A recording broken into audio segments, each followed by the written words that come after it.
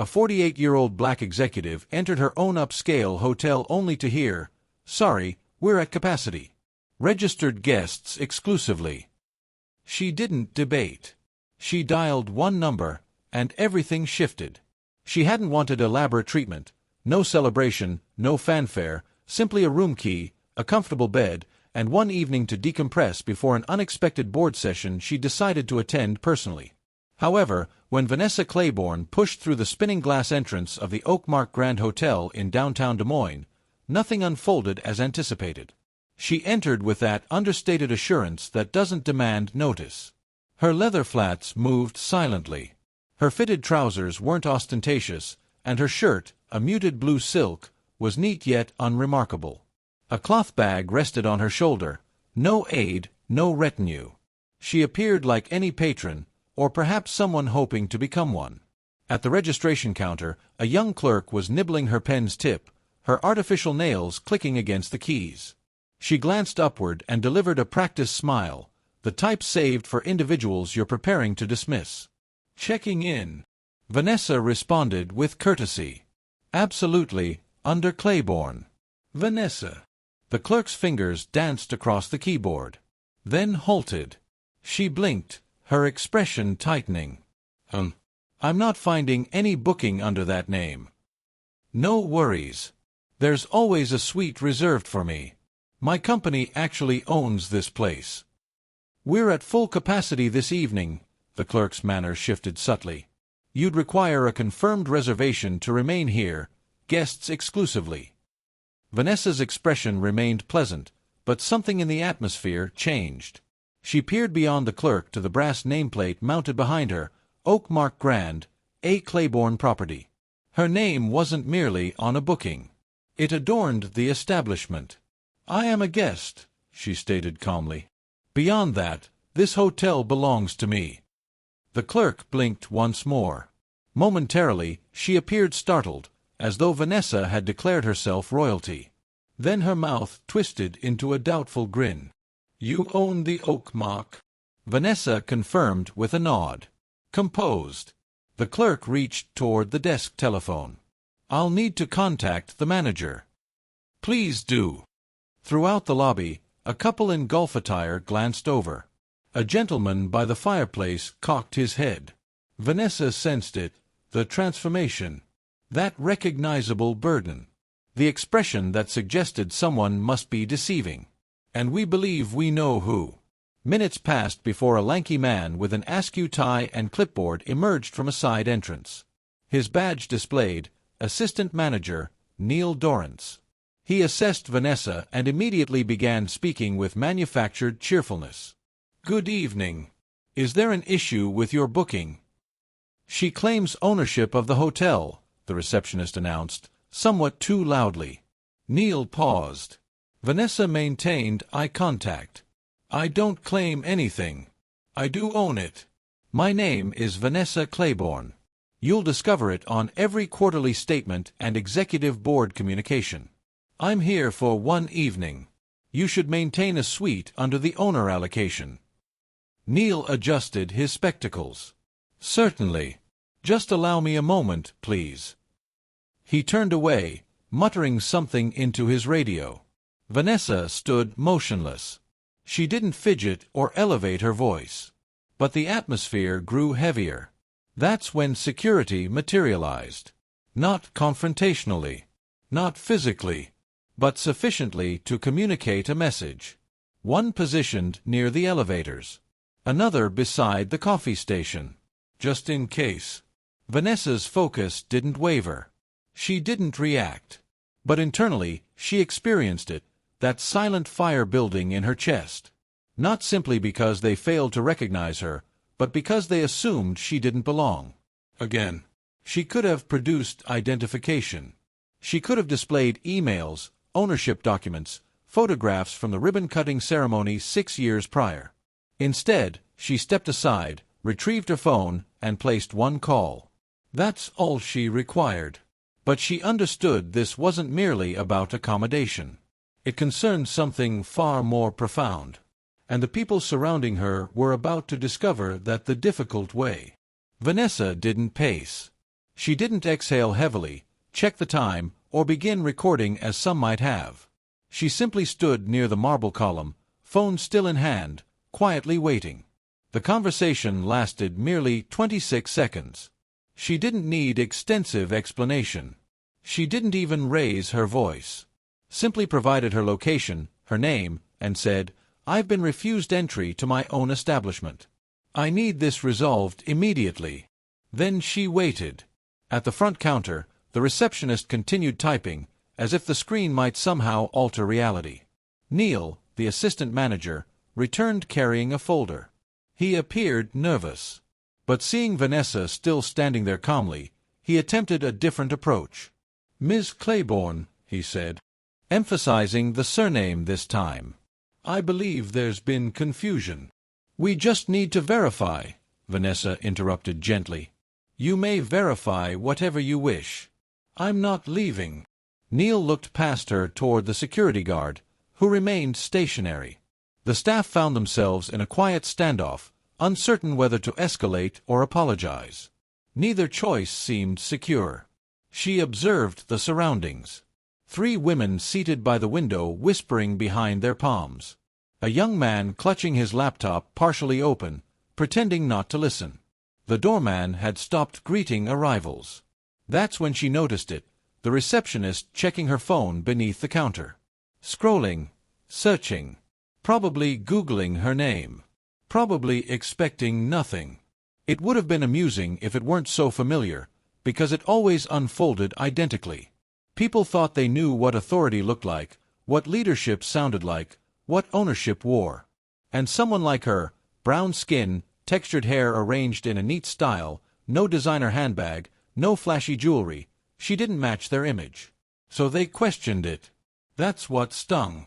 Not the refusal, but the fact that it wasn't even surprising anymore. She recalled another hotel lobby years ago in Milwaukee. She was 28, newly promoted to VP, wearing heels that created blisters and a suit 2 sizes too large because it was all she could afford. Security had followed her from the moment she entered. The only thing that saved her was the CFO descending to greet her personally. She hadn't forgotten that day. And here she was, 20 years later, still proving her identity in a building with her name on the documentation. She sighed quietly, eyes scanning the room. No apology yet. No correction. Just the ticking clock and people attempting not to stare too obviously. Then the elevator chimed. 2 men stepped out, one in a gray suit with a clipboard, the other in company fleece. Neither resembled hotel staff. They moved with purpose. Vanessa recognized them immediately. Regional Vice President Brent Kessler, District Manager Carlos Reno. Now their faces showed flickers of panic. Brent approached quickly, nodding at Neil without stopping. "Miss Claiborne, we apologize profusely. I just received the call." Carlos followed, breathless. "We're handling this immediately." Neil began to speak, but Brent silenced him with a look. The receptionist froze, eyes widening. She suddenly realized Vanessa's identity. Her face paled and she slowly stepped backward. "Suite 12 has been prepared," Carlos said, consulting his tablet. "Transportation has been rerouted to take you anywhere necessary tomorrow morning. Your usual fruit arrangement and espresso will be waiting." Vanessa offered the slightest smile. "Thank you." But she wasn't finished observing. She wanted to witness how everyone responded now that they knew her identity. Whether their tone would change, their posture would shift. She wanted to see how power functioned when it finally entered the space. Carlos pulled Neil aside, his voice low but sharp. Brent was already on his phone, speaking in clipped sentences about HR protocol and service violations. The tension once directed at Vanessa was now turning inward, bouncing through the staff like a pinball of panic. Vanessa didn't celebrate. She didn't cross her arms or lift her chin triumphantly. She simply walked back to the front desk with slow, quiet steps and placed her phone on the counter. "I'll take the 12th floor suite," she said, her voice steady, same tone. "Please send someone up to confirm it's ready." The receptionist opened her mouth but couldn't locate words. Vanessa didn't wait for her to try. She turned to Brent. "Have I been registered?" "Just completed," Brent replied, checking his clipboard. "You'll have 2 key cards and an incident report before you reach the elevator." "Good. And the rest?" He nodded. "We've issued a property-wide notification. Corporate audit team is on standby. All current staff will be required to complete recertification on guest protocol. Disciplinary actions begin tonight." Vanessa glanced toward the receptionist, who was now nervously chewing her inner cheek. Her artificial nails tapped against the desk, but the rhythm had changed, no longer careless, now anxious. "You'll speak with her," Vanessa said plainly. Brent cleared his throat. "Yes, ma'am. Privately. With HR present." Carlos looked ready to add more, but Vanessa raised one hand. "I'll speak with her too. Not now, after I've rested." She took the key cards, nodded once, and walked toward the elevator. Heads turned. Some guests whispered. Others watched silently. But no one addressed her directly. The elevator doors opened. As they closed behind her, Vanessa could still see Neil standing rigidly near the front desk, visibly perspiring. On the 12th floor, her suite carried faint scents of lemon and eucalyptus. The fruit arrangement was there. Espresso pods neatly arranged. Beside the machine, a handwritten card with her initials waited on the table, though it had clearly been hurried. She moved through the room slowly, almost as if inspecting it, not just for cleanliness, but for attitude, for intention, for evidence that somewhere, someone still cared about the experience she'd built with her own hands. Because this hotel wasn't merely business. It was her story. She remembered being 33, presenting to a Minnesota bank that didn't believe she could succeed. They barely listened, offered harsh loan terms, and practically challenged her to prove them wrong. She did. Now, nearly 2 decades later, standing in one of her signature penthouse suites, she was still having to prove it. Her phone buzzed. A message from her assistant, "Everything in motion. Let me know if you want a media statement." Vanessa paused. She could have made this public easily. One tweet and it would have gone viral. One interview and the headlines would have written themselves. But she wasn't interested in headlines tonight. This wasn't about rage or revenge. It was about respect, and how it was too often tied to assumptions, not reality. She sat on the bed's edge, hands folded, in silence. Outside, the night remained alive, traffic humming along Grand Avenue, the distant horn of a freight train in the industrial zone. But in the suite, it was heavy with stillness. Then a knock at the door. "Room service." The young man brought fresh espresso, an apology note from the kitchen manager, and an offer to send a massage therapist complimentary. Vanessa thanked him softly, then closed the door behind him. She sat back down, took a slow sip of espresso, then looked toward the window at the faint lights flickering across the city. She could feel the shift beginning, not just in this hotel, but within herself. Something was going to change. At exactly 6:30 a.m., Vanessa Claiborne descended the elevator. This time not as a guest, but as the CEO. Her suit was crisp, deep charcoal with a clean ivory blouse, heels that echoed with every step, and a quiet focus in her eyes that no one dared interrupt. The lobby, just beginning to stir with early checkouts and coffee runs, shifted when she appeared. Staff turned. Conversations paused. Even the barista behind the corner kiosk stopped mid-pour. Brent and Carlos were already waiting near the fireplace with 3 folders and 2 untouched cups of coffee. They looked like men who hadn't slept, and probably hadn't. Vanessa nodded slightly and headed straight for the small executive conference room just past the concierge desk. Brent followed. Carlos fell in step behind. Inside the room sat the assistant manager Neil, the receptionist. Her name tag read Kayla Mendez, and a woman from HR who introduced herself only as Marta from corporate. Her notepad was already open. Vanessa didn't sit. She remained standing at the table's head, arms folded. No one spoke initially. The silence was dense. Then Vanessa asked quietly, "Would someone like to explain what happened last night? From your perspective." Kayla looked down immediately.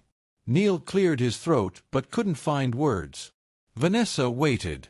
Finally, Kayla mumbled, "I just didn't think. I didn't expect." "You didn't expect someone like me to own the building," Vanessa finished for her. Calm, controlled. Kayla barely nodded. "Was I rude to you?" Vanessa asked. Kayla shook her head. "No, ma'am." "Did I raise my voice?" "No." "Did I threaten anyone?" Kayla's voice was barely audible now. "No." Vanessa took a slow breath and turned slightly toward Marta. "I don't need this to be an execution," she said. "But I do need accountability." Marta nodded.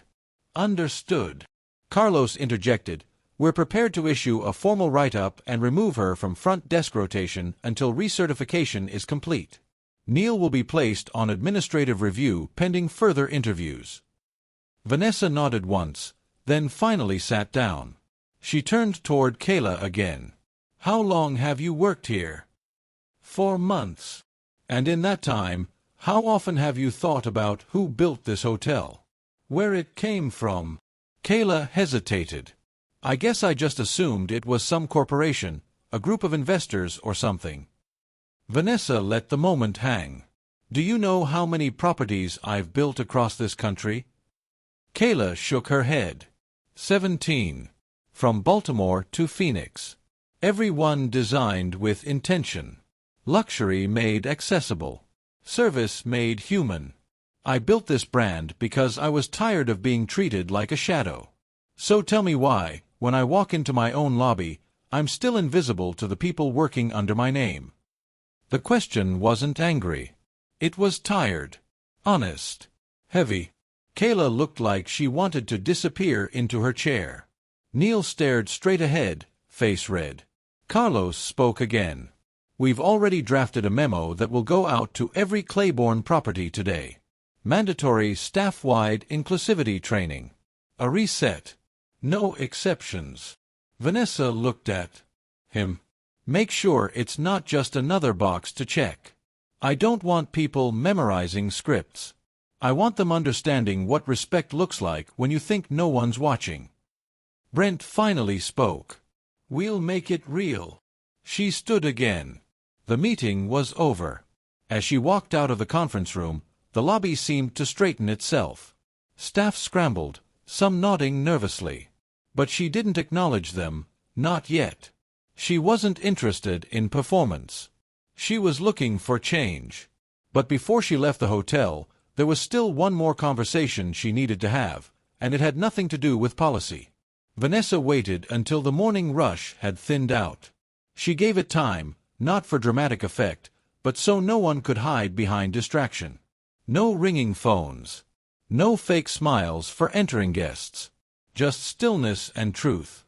She spotted Kayla Mendez in the staff lounge behind the coffee bar, seated alone at a narrow table with a half-eaten blueberry muffin before her. Her phone was face down. She looked like she hadn't slept either. Vanessa didn't send someone to call her. She walked in herself. Kayla sat up quickly, nearly knocking over her drink. "Relax," Vanessa said, pulling out the chair across from her. "I just want to talk." Kayla swallowed hard. "Yes, ma'am." "Drop the ma'am," Vanessa replied gently. "This isn't a tribunal." Kayla nodded, eyes down. They sat for a moment in silence, the hum of the refrigerator and the low buzz of overhead lights filling the space between them. Then Vanessa spoke. "Have you ever worked in a place where you felt small?" Kayla blinked. Looked up. "Yeah. Most of the time." "Tell me." Kayla hesitated, but then shrugged. "I worked at a diner out by I-80 for a year. Wore a paper hat, got yelled at by cooks every shift. Some customers never tipped. Some called me kid, even though I was 27. I felt invisible most days." Vanessa leaned back. "So you know what it feels like to be ignored?" Kayla nodded. "Yes." "Then help me understand," Vanessa said, her tone never rising, "how you looked me in the eye last night and decided I didn't belong here." The silence that followed wasn't empty. It was full of guilt, of realization, of something finally settling into place. Kayla's voice was rough. I don't know. I didn't mean to. When you walked in, I thought you were maybe lost or waiting for someone else. You didn't look like... She stopped herself. Didn't look like what? Kayla shook her head. Like the kind of person who owns hotels. Vanessa didn't flinch. And what does that kind of person look like? Kayla didn't answer. That's the real problem, Vanessa said. People have a picture in their head. Clean cut, probably male, probably older. Definitely not me. That picture doesn't just live in your head, it affects decisions. It shapes behavior. I'm sorry, Kayla said quietly. Really, I know that's not enough, but I am. Vanessa nodded slowly. It's a start. But I'm not here for an apology. I came here because I wanted you to see me, not just as your boss, not as a cautionary tale. As a person. Kayla looked confused. I was you once, Vanessa continued. I started as a receptionist. Got mistaken for a janitor more times than I can count. Had people call me sweetheart and honey, like I wasn't the one keeping the place running. Every time I had to decide whether to fight or let it go. And when I finally got into the boardroom, I told myself I'd build places where people like you could grow. Kayla's eyes were wide now. You really started as a receptionist? Vanessa smiled. In St. Paul. My first boss told me I talked too educated to be on phones and moved me to night audit. That was the beginning. Kayla almost laughed. That's unreal. It shouldn't be, Vanessa said. It should be normal. She stood up. I don't need you to be perfect, but I do need you to be aware. Every guest who walks through that door, old, young, dressed up or not, deserves dignity. Start there, and you'll never have to recover from moments like last night again. Kayla stood too. Thank you for talking to me. I mean that. Vanessa nodded once and left her standing there. But as she walked back through the lounge door, something in her felt lighter, because the message had finally landed where it needed to. By mid-morning, the rhythm of the Oakmark Grand had returned, at least on the surface. Guests wheeled their bags across polished tile. Coffee cups clinked gently at the bar. A small family asked about nearby zoos. The world moved on, like it always does. But inside the management office, it was different. Brent stood by the window, watching the valet rotate cars in front of the main doors. Carlos typed quietly at his laptop, drafting the official internal memo. Marta, the HR lead, reviewed new onboarding modules with stony focus. And in the center of it all, Vanessa read through a fresh stack of evaluations, personnel files flagged for review. She wasn't angry. She was exact. I'm not here to punish, she said aloud, scanning one report. I'm here to prevent repetition. Carlos looked up. We're adjusting our interview process for front desk hires, not just for skill, also for empathy, pattern testing, bias evaluation. Good, Vanessa replied. She tapped her pen once on the desk. And put me on the rotation, starting next quarter.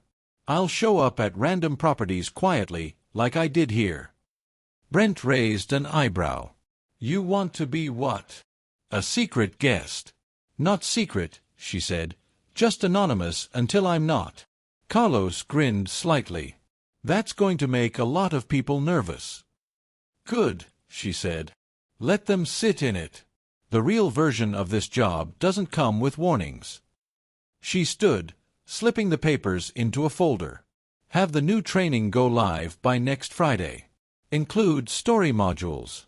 I want staff reading actual experiences from guests, not fake scripts. I want real words. Human ones. Brent nodded. Consider it done. Vanessa left the office, walking back into the lobby. She stopped near the reception desk where a new agent had taken over. He smiled immediately, respectfully, like someone who understood she wasn't just another suit walking by. She returned the nod, then looked around. Everything seemed still on the outside, but she could feel it, small cracks forming in old habits. And that's how real change begins. Not with a press release. Not with a public apology. With quiet corrections, repeated until they stick. She made her way to the elevator, headed back upstairs to grab her things. Her flight wasn't until late afternoon. There was time. When the doors opened on the 12th floor, she stepped out, heels soft against the carpet. The hallway smelled faintly of fresh linens and lemon. The suite door stood ajar. Housekeeping must have just finished. Inside, her bag was packed, neatly zipped. Her laptop rested on the desk, charger wrapped. Everything was in order. Except one thing. A note. Folded. Sitting on the nightstand. She opened it. Miss Claiborne. Thank you for your grace. I'll be better. Kayla. It wasn't fancy. No envelope. Just lined notepad paper and careful handwriting. But it meant more than a pre-written company apology ever could. Vanessa folded it once and slipped it into her purse. Downstairs, a car was waiting. As she exited through the lobby, the same doorman from the night before opened the door with purpose. "Safe travels, Miss Claiborne," he said warmly. "We hope to see you again soon." She smiled. "You will." As the car pulled away from the curb, she didn't look back. She didn't need to. Because she'd left something behind, something heavier than luggage. She'd left the weight of being misjudged, the quiet ache of having to explain her worth. And what replaced it was better, understanding, discomfort, growth. For them, and maybe even for herself. But there was still one last thing she wanted to say, just not to the hotel or the staff. This message was meant for anyone who'd ever had to stand in a room and prove they belonged. The ride to the airport was quiet. No small talk from the driver, no music from the radio, just the soft whir of tires on pavement and the occasional blink of a turn signal. Vanessa sat in the back seat with one hand resting on her purse and the other holding the folded note from Kayla. She hadn't read it again, but it was there, like a reminder, like a small piece of proof that the previous night hadn't been for nothing. She stared out the window at the rows of brick buildings, the corner gas stations, the faded signs for mechanics and bakeries. This wasn't where she'd planned to be this week. And yet, maybe she'd been meant to be here all along, not for the board meeting, not for the business, but for the conversation. Because the truth is, this kind of thing didn't shock her anymore. She wasn't angry that it happened. She was tired that it kept happening. Tired of how often worth gets measured by assumptions. Tired of how fast people sort you into categories without asking a single question. Tired of being made to explain things she should never have to say aloud. Yes, this is mine. Yes, I built it. Yes, I deserve to be here. And yet, she wasn't bitter. That's the part people don't understand. Vanessa didn't carry bitterness. She carried memory. And memory could be powerful if you used it right. As the airport signs came into view, she thought about her younger self again. That girl working night shifts in cheap flats and stiff uniforms. No makeup, no recognition. Just drive. Just the belief that someday she'd build something no one could take from her. She had done that. But buildings weren't enough. Because even with 17 properties and a team of executives reporting to her, people still looked at her and saw something else, something less. So what do you do when the world refuses to see you? You make sure you see yourself clearly, without apology. And then you walk in anyway. You hold your ground. You speak plainly. You don't beg for permission. You act like the door was always yours. Vanessa stepped out of the car, grabbed her bag, and nodded at the driver. No more words needed. Inside the terminal, people hurried around her with their coffee cups and rolling bags. Gate announcements echoed through the ceiling speakers. She moved quietly, almost invisible again in the rush of strangers. But in her chest, something settled. She had taken a moment of humiliation and turned it into a mirror, for everyone in that hotel to finally see themselves. And mirrors don't lie. They show you who you really are. She hoped Kayla would grow from it. She hoped Neil would learn. She hoped Carlos and Brent would follow through on every promise made in that office. But if they didn't, she'd still be standing. She always had been. Because dignity wasn't something anyone gave her. It was something she never gave up. And for anyone watching, anyone listening, who'd ever been dismissed, doubted, or spoken to like they didn't matter, Vanessa had one final thing to say: you don't have to shout to be heard. You just have to know who you are and walk like it every single time. Let them be uncomfortable. Let them learn. Let them wonder how they missed it. And when they finally see you, make sure they never forget. If this story made you pause, reflect, or feel something deep in your chest, share it. Leave a comment. And don't forget to subscribe for more stories that speak to truth, power, and the people who refuse to be ignored.